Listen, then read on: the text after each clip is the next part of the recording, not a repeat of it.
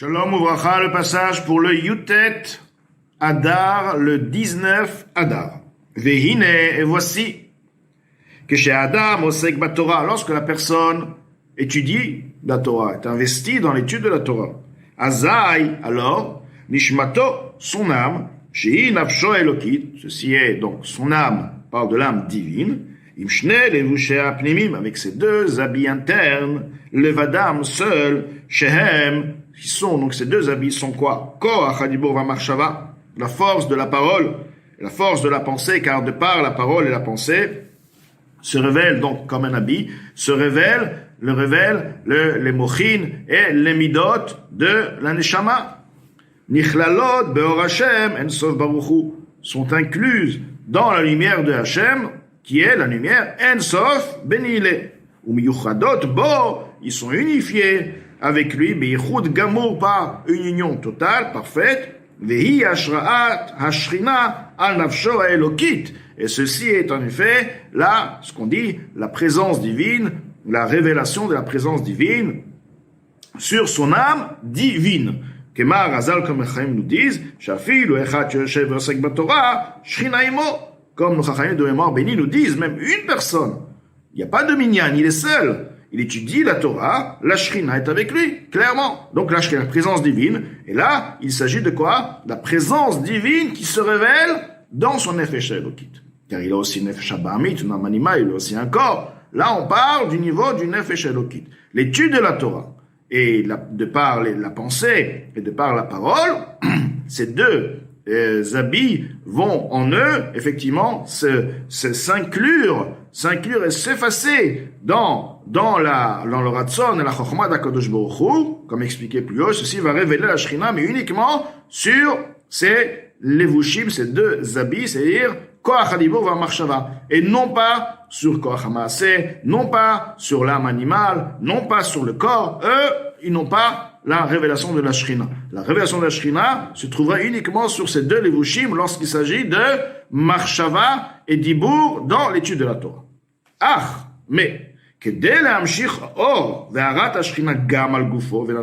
maintenant, pour pouvoir influencer la lumière et la lueur, le rayonnement de la Shrina également sur son corps et son âme animale. Shei Achionit, donc celle-ci est l'âme vitale. Elle s'appelle aussi l'âme vitale, c'est elle qui fait vivre le corps concrètement pour que le corps puisse concrètement, physiquement bouger, réaliser. Donc c'est elle qui manœuvre le corps. Amilubeshet begufo mamash, cette âme vitale qui est habillée concrètement dans son corps, qui donne donc l'énergie à son corps. Tsarich lekayem mitzvot masiyot anaasim al-yedei aguf mamash. Il faut alors procéder à l'accomplissement des mitzvot qui se font de par le corps, concrètement. La pensée et la parole, effectivement, sont liées au corps, parce que sans parole, sans corps, il n'y a pas de parole, effectivement. Sans cerveau, il n'y a pas de pensée. Mais ils restent encore dans le domaine spirituel. Ils sont encore quelque part écartés vraiment de la globalité du corps.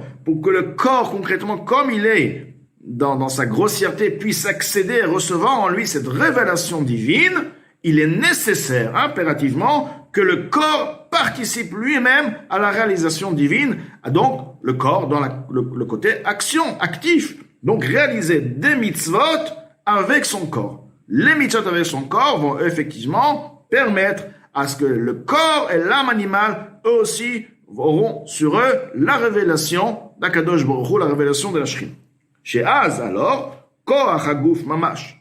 Donc, le Mourazaken nous explique comment ceci se passe de manière pratique. Chez Az Koach Haguf Mamash. La force du corps, concrètement. Chez Baasi Azo, qui se trouve dans cette action. La personne va maintenant à lever sa main pour mettre les téfilines.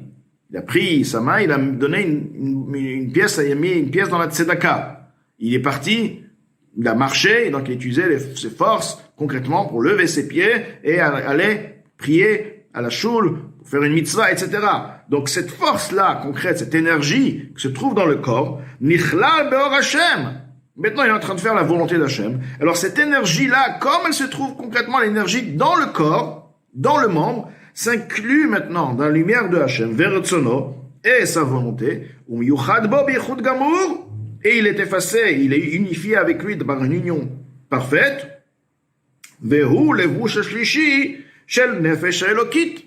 Et en effet, ceci est le troisième habit de l'âme divine, car l'âme divine a la force, l'habit qui s'appelle Koach HaMachshava, Koach HaDibur, et Koach HaMaaseh, la force de l'action. Cette force de l'action qui va s'investir dans l'âme animale, qui va s'investir dans le corps. Donc forcément que le Koach HaMaaseh de l'âme divine, alors qu'il est encore très spirituel, par Koach HaMaaseh de l'âme divine, on ne peut rien faire, car l'âme divine reste spirituelle, elle a besoin de s'investir dans l'âme animale, dans l'âme vitale, qui va s'investir dans les membres du corps. Mais tout de même, pour réaliser une mitzvah, la mitzvah demandera effectivement à ce Koach HaMaaseh de se révéler, cet habit-là, ce levush, donc d'exister, de se révéler.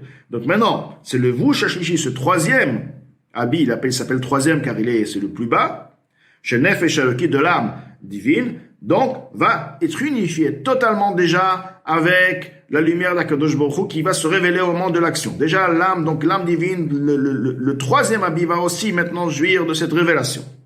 Ve'azai alors, gam koach nefesh achiyunit shebegufo mamash, même également la force vitale se trouvant dans son corps concrètement, chez Mikli Pat Noga, provenant de l'écorce de Noga Nitapech Meral et Tov, se transforme du mal au bien. Pourquoi du mal au bien? Parce qu'il est en train de réaliser la volonté d'Akadosh Baruch Hu. Donc cette force-là se transforme au moment même, cette énergie-là se transforme dans le bien. V'nichlal mamash, elle s'inclut concrètement, bekdusha, dans la sainteté. Kenefesh elokit mamash, comme l'âme divine concrètement, mais achar étant donné, chez hu apoel ve'oseh maaseh mitzvah. C'est lui-même, l'âme vitale qui se trouve dans le corps, l'énergie. C'est elle qui va réaliser, qui peut, à travers elle, que la mitzvah, donc, se réalise chez Bilado, car sans cette énergie, sans l'âme animale, sans l'âme vitale, qui s'appelle l'âme vitale maintenant, l'âme divine n'aurait pas pu agir dans le corps. Même, effectivement, elle a Koach HaMaaseh, mais Koach HaMaaseh qui reste spirituel, qui reste encore totalement déconnecté du physique, et avec Koach HaMaaseh, elle ne peut pas agir et réaliser une mitzvah du tout dans le corps, qui iruchnit, car elle est spirituelle, ve'aguf gashmi ve'chomri, et le corps est matériel, et chomri est vraiment, c'est le chomer, la matière, ve'amemutza benehem, celui qui est intermédiaire donc entre ce rouchani, cette spiritualité, l'âme divine et le levush hashlishi, donc le Koach HaMaaseh avec le corps, hi nefesh achiyunit ha-bahamit.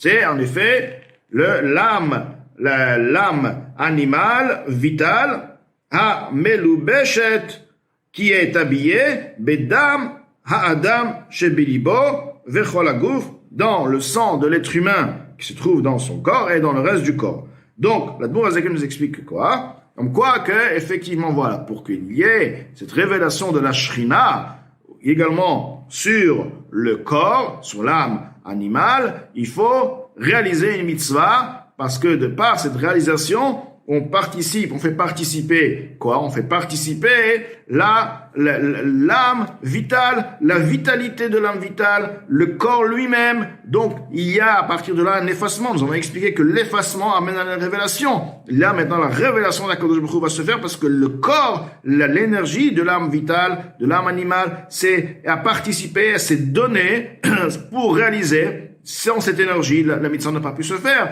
Donc cette énergie, c'est donné pour la mitzvah. Donc ceci est effectivement un effacement dans la lumière d'Akadosh Baruch Hu, une intégration dans la Kedusha, qui ramènera donc à la révélation, effectivement, de la Shrina, pas seulement sur les levush hashlishi, sur le troisième habit qui est Koach HaMaaseh du Nefesh Elokit, mais également sur Nefesh Achiyunit, sur l'âme vitale, et également sur le corps lui-même.